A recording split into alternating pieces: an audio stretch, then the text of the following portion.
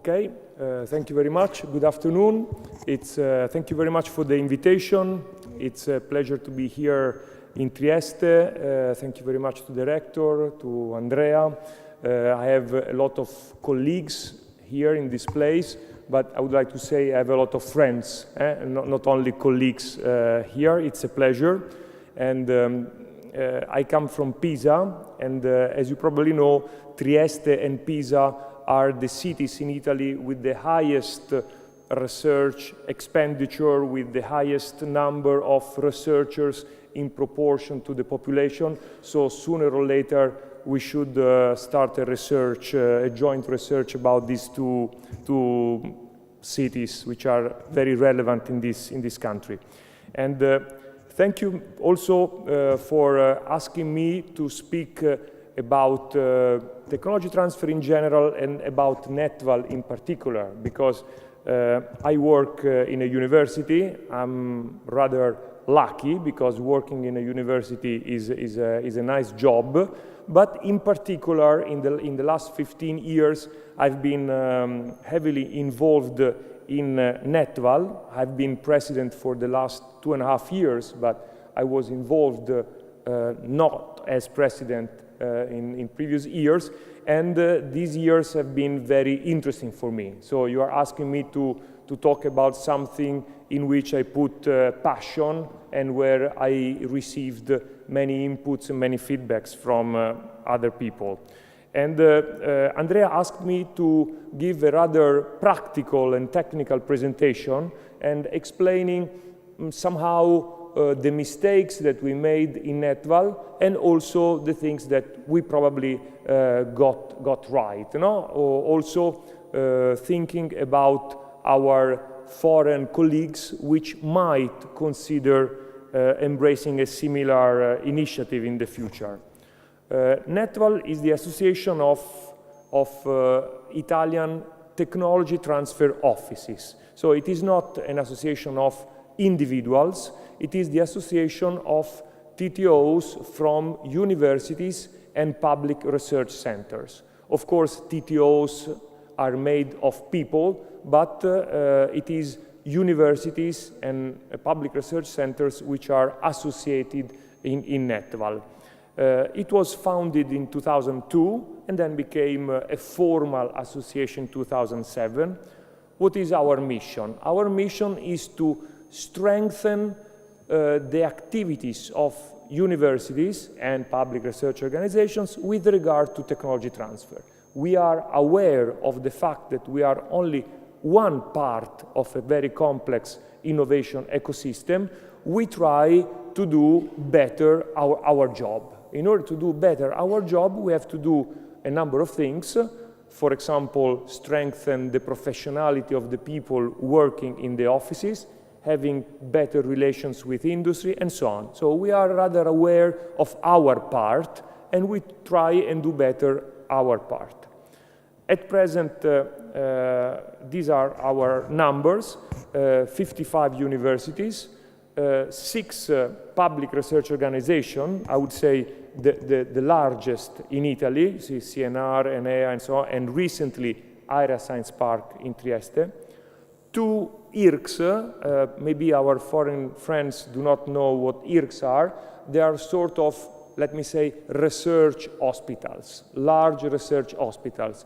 And we are very interested in this kind of institutions because there is a lot of clinical innovation to be done. And we represent about 80% of university students and professors, altogether more than 3,000 patents, more than 200 technology transfer managers working in the hospitals, in the offices, and more than 1,200 spin-off companies. This is a picture that I like to show. This was taken recently, a couple of weeks ago. We had our summer school in the south of Italy, in a very nice place.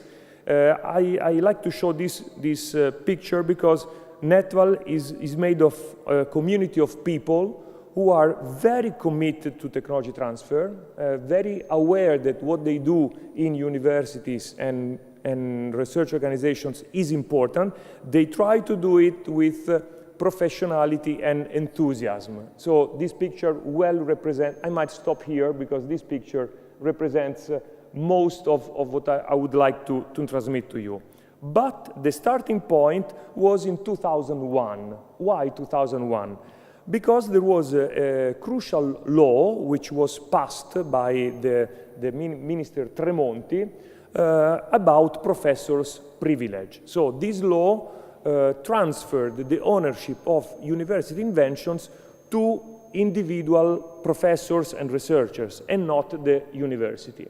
Because Tremonti said universities are inefficient in managing intellectual property, in managing inventions, okay? This was his opinion.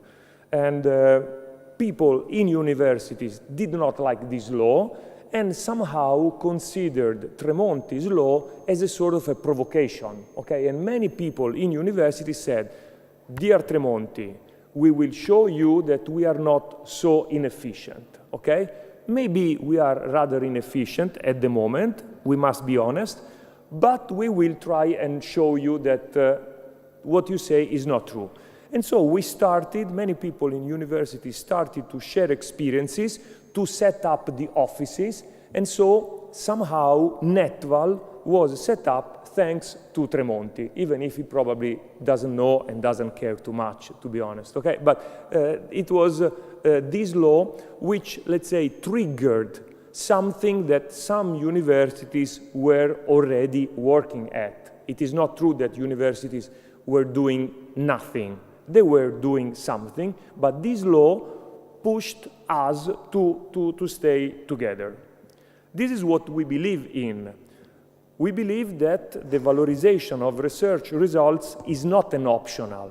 It's not something that you choose if you do it or not. It's an obligation, because research costs a lot of money. We have the obligation to take care of researchers, to take care of research results. So we believe in this. We believe that that we are not doing this for money. The objective is not to make a lot of money. Maybe along the way we will find that some inventions, some patents, some spin-off companies will generate nice revenues. Very good. But we are not obsessed about making money. We should be obsessed of transferring inventions towards the market, towards industry. And we are aware that a good TTO is an important element. Of course, not the only element. Of course, we need good research, we need good venture capitalists, we need good incubators, we need good science parks, and so on, but we also need good TTOs. So, a bit of history. We had a first meeting in Milan, very informal meeting, and then we started to share best practices and mistakes. And there was a famous rectors meeting in Rome where our protocol was signed. The anecdote, but it is reality, is that the rectors had this meeting, they had all their business to do, and our protocol was left out of the ordine del giorno, no? Out of the list of things to be signed by the rectors. So we went to the rector's place where they were having dinner, and they were invited to sign the protocol while they were having dinner. So actually the paper is still a bit dirty, no? Because they were eating. So, but you know, sometimes you need this kind of legends, not to start initiatives. What was the recipe, the magic recipe, or an important ingredients for these years? Sharing. A university maybe was good in patenting, and it shared its competencies. Maybe another one was good in setting up spin-off companies. So sharing was very important. Another important ingredient, professors and TT managers, administrative staff together. No? Sometimes in university, the professors do things and the people from administration do other things, have a different mentality, sometimes they have conflicts and so on. We kept these two communities together all the time. Companies in these years have been happy. Some people say if the universities manages intellectual property more professionally, maybe the companies will not be happy, no? Because they will have a more severe partner. This was not true. Companies are happy if the professionality in university increase.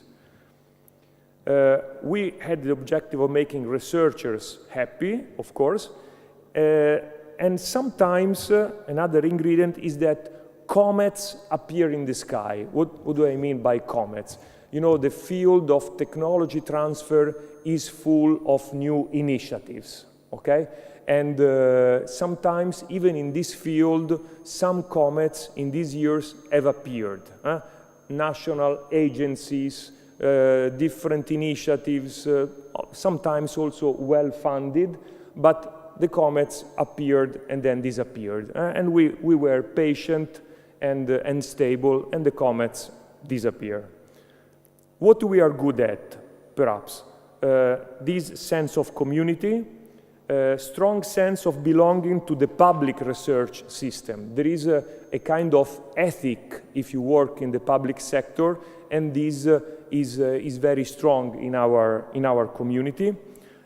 We have been doing a lot of training. Training is very important for people who just enter the offices, specialized training, basic training. This is something that we have been working at a lot. We have been trying not to waste the associates' money. Every university pays a fee to be part of Netval. And we also have been trying to buy services for associates. Kestel here is an example. We, as Netval, buy this patent database at a very good price and then give it to our associates. So this is something which revealed quite useful. We have a national survey with data about technology transfer. Now in Italy we also have ANVUR and other exercises, other initiatives to collect data also about the third mission, technology transfer. Well, we have been collecting for many years this kind of data. Of course, we have to improve. We have many things to improve. Sometimes we wonder whether we should establish a national platform for selling patents. Selling patents is something that we want to improve, no? Licensing and so on, maybe. Maybe we should experiment a technology transfer company like they have in Oxford, like they have in Israel. The University of Padova is starting an experiment. Sometimes we wonder if we should start a regional or national initiative in this field. Maybe the regional dimension of TTOs is important. In this region you are experimenting one, in Tuscany the same. We have not been good in getting European funding for the association. This is something that we should improve. And maybe we can improve for communication in general. There are nice stories of patents, spin-off companies, and maybe we should be better in communicating these stories and try and convince the public out there that universities do not waste money, but also do many nice things. There are many nice stories which are not Netval's nice stories. They are the university's nice stories. No? This is a nice story in the University of Foggia, in the south of Italy, where also the Foggia Technology Transfer Office played a role for the good exploitation of a nice patent in gluten-friendly food. This is another nice company. I have no time to explain, but I like this company because it reminds us that undergraduates are also setting up companies. So we often focus PhD students, research and so on. No, we also have to take care of undergraduate students. Sometimes spin-off companies can be sold for a profit and universities can make some profit. Sometimes, when it happens, we are happy. We are not obsessed about that. This is a very nice example at the University of Parma. The University of Parma took care of this startup. Eventually, it was sold to a larger American company, and the university got some money, which is being reinvested in research. Why not? This story took some years, not many years, but some years.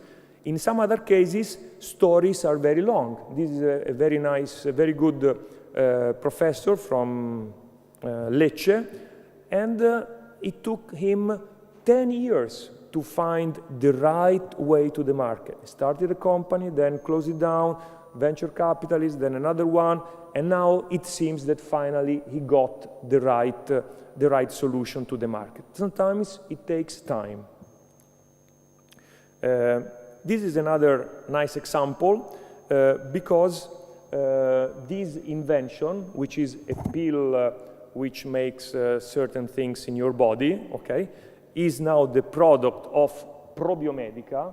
And the nice thing is that at the University of Florence, they had invented something, but they needed some technologies about making pills, okay? And these technologies were available in Pisa. So finally, they met and they made this company. But a third person was needed to put the two research groups together, even if these two research groups are only 1 hour by car away from each other. So this means that there is a lot to do in connecting the dots, even in the university system. This is another success story. Perhaps we are not so good in lobbying, in convincing institutions, in convincing ministries to do certain things, but the Italian Patent Office, in interacting with us, decided to fund a number of scholarships, a number of new positions to work in university technology transfer offices. And this made us very happy, because the Patent Office thought that strengthening universities was the right way to increase the competitiveness of companies, okay? And this was possible because we had very good dialogue, very good relations with the Italian Patent Office, which is part of the Ministry of Economic Development. What are we afraid? I'm finishing, Andrea. What are we afraid of? We're afraid that for the fact that technology transfer often is vulnerable. Sometimes a rector changes, a delegate for technology transfer changes, and things have to be started again. Sometimes there is no organizational memory. Sometimes there are wrong expectations. People would go to the technology transfer office and say, hey, I expect you to make a lot of money with my inventions. Not easy. And we are also afraid that maybe the wrong comets appear, no? That some comets, some initiatives become too big and maybe put a shadow on public research. We have some wishes. Objectives for the future are in the field of clinical innovation. I think there is a lot to do in this country in the field of clinical innovation. There is a lot to do in order to show the impact of public research. This is a key word which, for example, in the UK is now consolidated. I think, in general, we are not good enough in showing the impact of our research results. And we can also further strengthen our international network, for example, with Pacinno. So, my last slide, possible suggestions for countries who want to start a network. The first suggestion is that a core team is fundamental. One person is not enough. You need a small number of very committed people to start such an initiative. The second suggestion is to mix professors and administrative staff. A third one is that a national TT network is not expensive.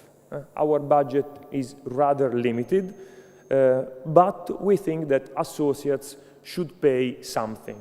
Not too much, but it is also always important to pay something, because if you pay something, then you control, you are there, I mean, free things are not always good.